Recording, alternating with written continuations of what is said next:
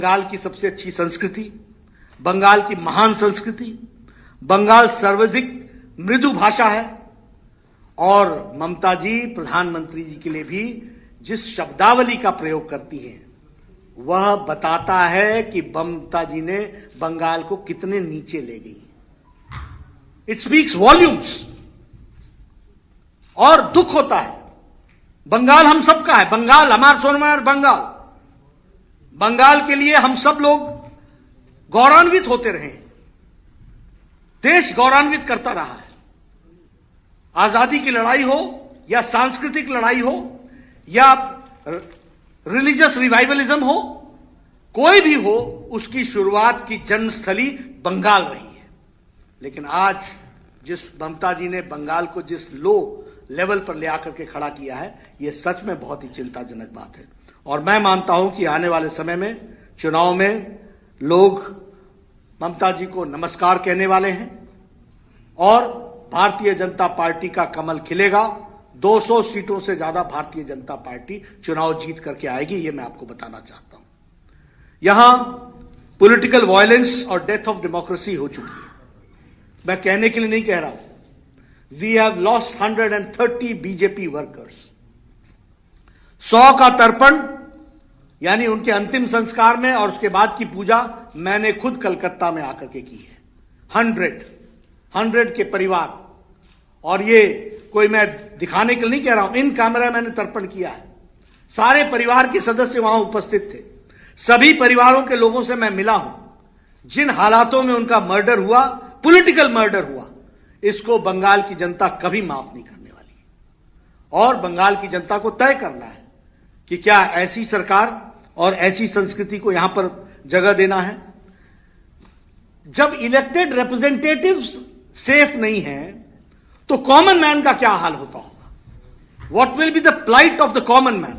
आम आदमी की क्या स्थिति होगी। लॉलेसनेस, अराजकता चरम सीमा पर है। एडमिनिस्ट्रेशन मैंने पहले कहा कोलैप्स कर चुका है। हमारे एमएलए देवेंद्र नाथ रे, बप्पी घोष, पूरन चंद्र दास, गौतम पात्र, सुदर्शन परमाणिक, शेख लियाकत, गणेश रॉय, शंभारू बर्मन, दीपक मंडल, मनीष शुक्ला, ये सब पिछले 2 महीने में इनका मर्डर हुआ है। इन द पास्ट 2 मंथ्स मैंने सिर्फ आपके सामने 7-8 नाम गिनाए। ऐसी संख्या और श्रृंखला 130 की है। ये बंगाल की सभ्यता और राजनीतिक सभ्यता का सूचक है क्या। ये ममता जी के राजनीतिक कार्य करने का तरीका है क्या। बंगाल की जनता को तय करना पड़ेगा और मैं उनसे निवेदन करूंगा कि ऐसी सरकार को लॉक स्टॉक एंड बैरल इनको विदा करना चाहिए और ऐसी सरकार भारतीय जनता पार्टी के उसमें बनानी चाहिए जिसमें सबका साथ, सबका विकास और सबका विश्वास को लेकर के चले। जब हम भ्रष्टाचार की बात करते हैं तो cut money is the order of the day. Cut money जीवन का तरीका हो गया है वेस्ट बंगाल में। और टोलाबाजी और सिंडिकेट में भी बालू सिंडिकेट और कोयला सिंडिकेट, ये जिसको बोलते हैं कि यहां लूट हो रही है, लूट और राजनीतिक संरक्षण में हो रही है। ममता जी के द्वारा डायरेक्टली संरक्षण में हो रही है। तो इसलिए टोलाबाजी भी हो रही है, कटमनी भी हो रहा है, सिंडिकेट भी हो रहा है, कोयला और बालू पर सिंडिकेट चल रहा है। और तो और मुझे दुख के साथ कहना पड़ता है कि कट मनी और पैसे और रिश्वत अंतिम संस्कार पर भी देना पड़ रहा है बंगाल में। This is the situation. मेरी बात किसी को लगती हो तो चैलेंज कर देना, लेकिन अंतिम संस्कार के लिए भी पैसे और घूस और उसके लिए भी ब्राइब चल रहा है, वो हमको समझना चाहिए। ममता जी क्या कहती हैं, 75% बीजेपी, 75% टीएमसी को कटमनी दो, 25% अपने आप रख लो और लोगों की छुट्टी कर दो। ये संस्कार है, ये बातचीत। उसी तरीके से अभी कहा गया कि ममता जी द्वारे द्वारे, पहले ममता जी वारे न्यारे, अब द्वारे द्वारे और चुनाव के बाद फिर वारे न्यारे। लेकिन बंगाल की जनता अब छोड़ने वाली नहीं है। द्वारे द्वारे घूमो, चाहे जैसे घूमो, आपको बंगाल की जनता छुट्टी देने वाली है। जमीन आपकी खिसक चुकी है, यह हम आपको बताना चाहते हैं। कोविड का ट्रेजेडी हुई। Modi ji is known for the management of COVID management and Mamta is known for mismanagement of COVID. कोई मैनेजमेंट नहीं। आपने देखा, टेलीविजन पर आपने दिखाया किस तरीके से हॉस्पिटल्स में डेथ रिपोर्ट नहीं हो रही थी, केसेस रिपोर्ट नहीं हो रहे थे। सेंट्रल टीम को कलकत्ता के हॉस्पिटल में घूमने नहीं दिया गया। और उसके साथ साथ आपको पता है राशन में चोरी, आपको पता है कि किस तरीके से उस समय अम्फान में भ्रष्टाचार किया गया। कलकत्ता हाईकोर्ट ने क्या कहा? कलकत्ता हाईकोर्ट ने कहा कि आप सीएजी से इसका ऑडिट कराओ, और इस ऑडिट के खिलाफ ममता जी सुप्रीम कोर्ट में गई। एक तो भय कहनो, इतना भय क्यों है आपको? क्यों आपको इतना डर लग रहा है? हाई कोर्ट के चीफ जस्टिस राधाकृष्णन कहते हैं get it audited by the controller and auditor general. यह पब्लिक मनी है और 1000 करोड़ रुपए प्रधानमंत्री जी ने एडवांस दिया, 1200 करोड़ रुपए बाद में दिया गया, लेकिन कोई हिसाब किताब नहीं, और जो पैसे मिले वो टीएमसी के कार्यकर्ताओं के अकाउंट में मिले। अब है तो भय कहनो, सुप्रीम कोर्ट में जाने का मतलब है you are hand in glove with commission and corruption. आप पोषक हैं करप्शन के, आपके द्वारा करप्शन हुआ है और आपके पालन पोषण में करप्शन बढ़ा है, इस कारण से आप सुप्रीम कोर्ट में गई हैं। नहीं तो आपको कहना चाहिए था दूध का दूध पानी का पानी होगा। और प्रशासन में प्रशासक जो होता है उसको he should not only be honest, he should look to be honest. Here Mamata ji looks to be dishonest and is dishonest. This is what I would like to say. The activities show, ये बताती हैं कि किस तरीके का हाल चाल बना करके रखा है। टीएमसी की सरकार चाल चोर सरकार, त्रिपाल चोर सरकार, राशन चोर सरकार, ये टीएमसी की सरकार के सिनोनिम्स हैं, ये सरकार के पर्यायवाची शब्द है। चौल चोर, त्रिपाल चोर, राशन चोर, क्या हाल बना करके रखा है। और पहले क्या कहती थी? मां माटी मानुष, और आजकल क्या कहती हैं? तानाशाही, तुष्टीकरण और टोलाबाजी। यह आज की स्थिति बन गई है। मित्रों, हमारा बड़ा स्पष्ट कहना है कि ऐसी सरकार, मैंने पहले कहा, अभी आपको पता है फार्मर्स के विषय पर प्रधानमंत्री जी ने प्रधानमंत्री किसान सम्मान निधि में 10 करोड़ लोगों को 2-2 हजार रुपए और 6,000 रुपए साल का 3 किश्त में देने का तय किया। अप्रोक्सीमेटली 70 लाख किसान बंगाल के इससे वंचित हैं, 70 लाख लोग वंचित हैं, उनको यह पैसा नहीं मिल रहा है। और ममता जी क्या कहती हैं? ये सीधे हमको दो। और मोदी जी और हमारा क्या कहना है कि यह सीधे किसान के खाते में जाएगा, उसके अकाउंट में जाएगा। और ममता जी कहती हैं आमा के दिए दाओ, आमा के दिए दाओ, कटमानी कटमानी कटमानी। ये कटमनी का तरीका है जिसको हमको समझना चाहिए। उसी तरीके से आयुष्मान भारत, लगभग 4,67 lakh people are deprived of 5 lakh health coverage per year per family, 5 lakh per year per family. And कितने लोग? 4,67 लाख। आज 1,31 lakh people have taken the benefit all India by. 15,500 crores have been spent for, खर्च हो चुके हैं गंभीर बीमारियों के लिए। लेकिन बंगाल के गरीब लोग, और कौन आते हैं इसमें? रेडी वाला, फेड़ी वाला, रिक्शा वाला, ठेला वाला, टैक्सी वाला, मेड सर्वेंट जो घर में काम करती है, जो घर में काम करने वाले हैं, जो चौल में काम करने वाले हैं, ऐसे गरीब लोग जो पल्लेदार हैं, जो अनाज की बोरियां उठाते हैं सब्जी मंडी में, उनके लिए बाय प्रोफेशन है, ये कास्ट से नहीं है, बाय प्रोफेशन। 12,74,00,000 परिवार, 55 करोड़ पीपल को ये 5 लाख रुपए का फैमिली का पर ईयर का बेनिफिट है हेल्थ में, गंभीर बीमारियों के लिए, 2000 से ज्यादा गंभीर बीमारियों के लिए। लेकिन यहां होबे ना होबे ना होबे ना होबे, जरूर होबे। मार्च महीने के बाद, मई महीने के बाद होगा, बीजेपी की सरकार आएगी, उसके बाद होबे। तो ये बात मैं आपके साथ शेयर करना चाहता हूं। इसके साथ साथ अगर मैं बिहार के अभी चुनाव की बात कहूं तो मैं आपसे एक बात कहना चाहता हूं। अभी चाहे बिहार का चुनाव हुआ, चाहे कर्नाटक का चुनाव हुआ, चाहे दुबाका का धमाका हुआ, चाहे उत्तर प्रदेश का चुनाव हुआ, और चाहे मैंने बताया मध्य प्रदेश का चुनाव हुआ, सभी जगह परिवार की पार्टियों को लोगों ने नकार दिया है और भारतीय जनता पार्टी को सपोर्ट किया है। और यही हाल बंगाल में भी होगा। यहां भी पारिवारिक पार्टी को लोग नमस्ते कहेंगे और डेवलपमेंट के लिए मोदी जी के साथ डबल इंजन की सरकार को सपोर्ट करेंगे। आज जो घटना घटी है वह ममता जी के फ्रस्ट्रेशन की, बौखलाहट की कहानी है। उनको दिख गया है कि जमीन खिसक चुकी है और जिस शब्दों का वो प्रयोग कर रही है, जिस शब्दावली का प्रयोग कर रही है, मुझे वो शब्द रिपीट करने में भी शर्म आती है। एक बंगाल के चीफ मिनिस्टर, उनको शायद मालूम नहीं है कि इस पद की गरिमा क्या होती है, इसकी गरिमा को कैसे संभाल के रखा जाता है। और ये बंगाल, जैसे मैंने कहा, कैसा बंगाल बनाना चाहते हो? ममता जी का बंगाल बनाना चाहते हो या रविंद्रनाथ टैगोर का बंगाल बनाना चाहते हो? श्री अरविंदो का बंगाल बनाना चाहते हो? श्यामा प्रसाद मुखर्जी का बंगाल बनाना चाहते हो?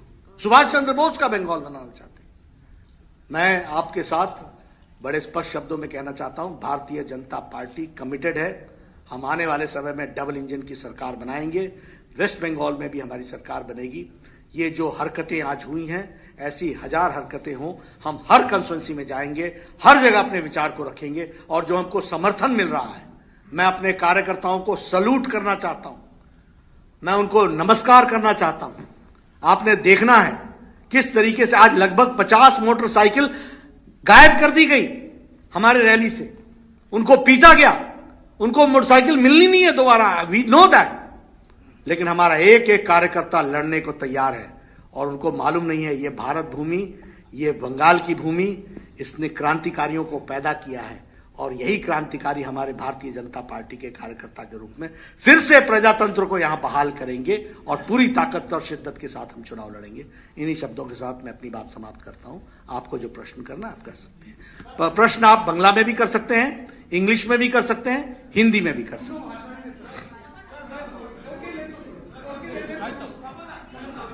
नड्डा जी, मेरा नाम मनोजा लोईवाल है, मैं आज तक इंडिया टुडे को रिप्रेजेंट कर रही हूँ। सवाल ये है, आपकी पार्टी सत्ता में है, केंद्र में है।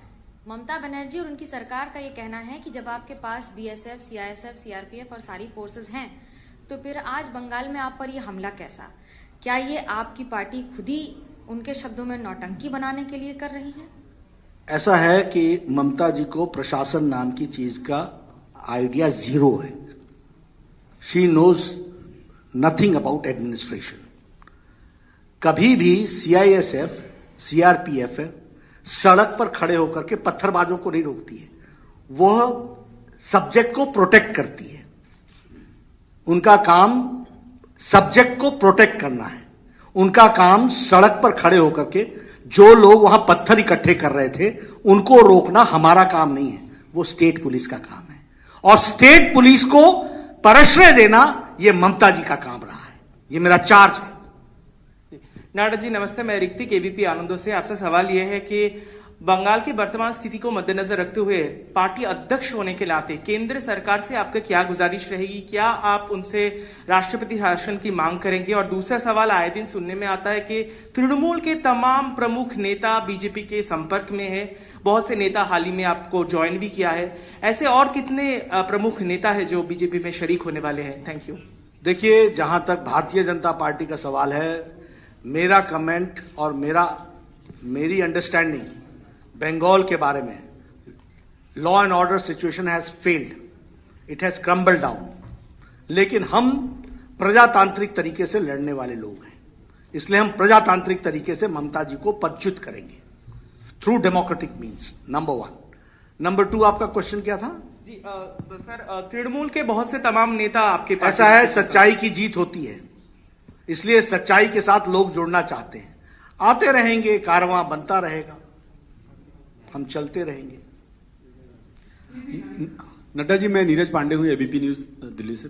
सर, मेरा सवाल यह है कि आज चूंकि हम लोग भी थे, आपके काफिले पे हमला हुआ, पत्थरबाजी, हमारी भी गाड़ी टूटी, क्या इसको लेकर आप लोग यहाँ की लोकल पुलिस के खिलाफ कोई जांच की मांग करेंगे?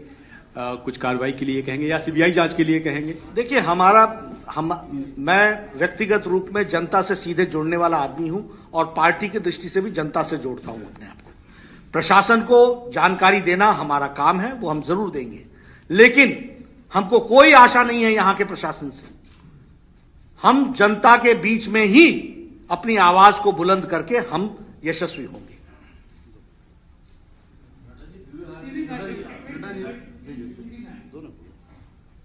नड्डा जी, मैं आमोद टीवी 9 से एक प्रश्न। बंगाल में मैं 2-3 दिन से घूम रहा हूं और जो टीएमसी की तरफ से आ रहा है बार बार, वो बाहरी और भीतरी को लेकर आ रहा है। वो कह रहे हैं कि बीजेपी वाले बाहरी हैं और यहां तो भीतरी दीदी हैं। तो आप लोग इस पॉइंट को कैसे काउंटर कर रहे हैं?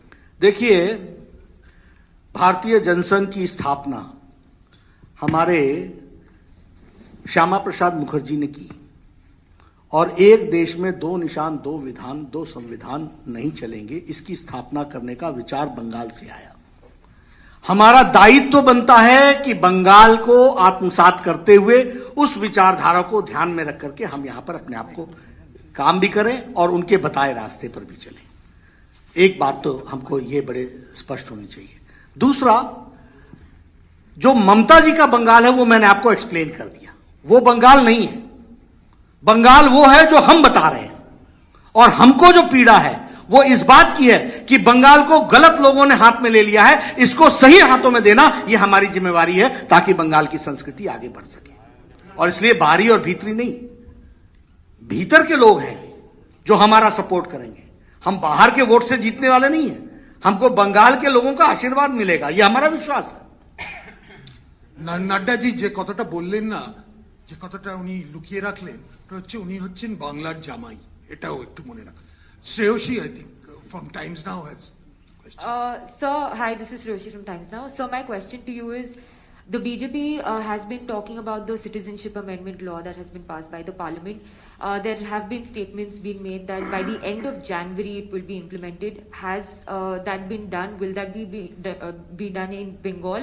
Because Chief Minister Mamata Banerjee has time and again said that it's the centre's prerogative to make the law, but it's the state that will implement it, and we will not allow CAA to be implemented in West Bengal in any way, and she has been protesting against it. So I would want to know, when will CAA be implemented in Bengal and how will it be done? देखिए, parliament के act से पास हो चुका है citizens amendment act. अब उसके rules बन रहे हैं, जैसे ही रूल्स बन जाएंगे वो इंप्लीमेंट होगा और लेटर और स्पिरिट में इंप्लीमेंट होगा और यहां भी होगा।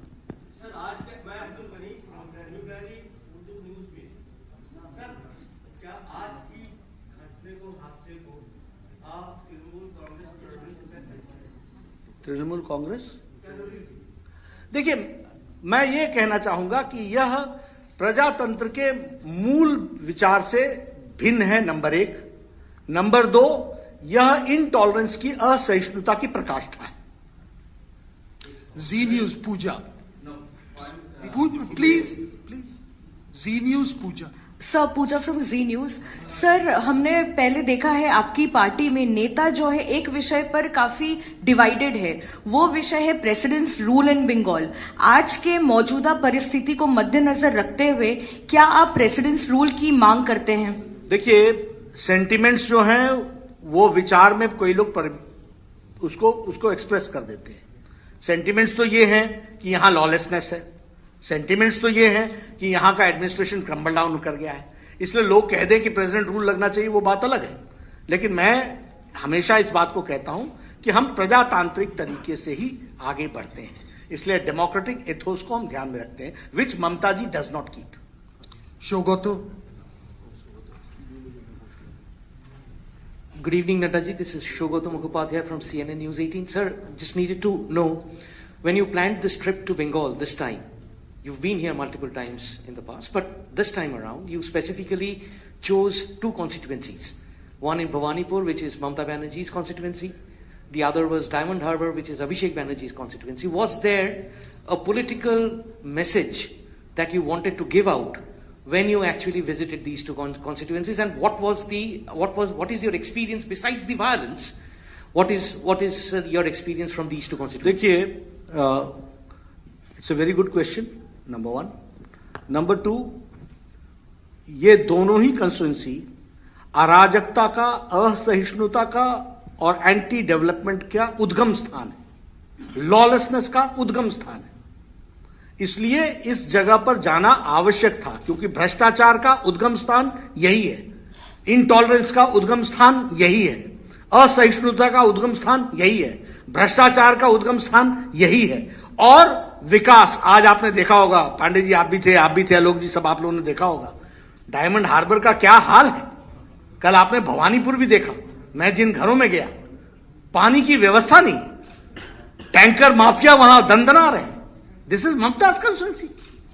तो उसको फर्स्ट हैंड रीडिंग करना ये हमारा काम है, और इसलिए purposely, because they are the starting point of corruption, intolerance, lawlessness, ये सब चीजों का वो स्थान है, इसलिए हमने इसको चुना। PTI In the same line,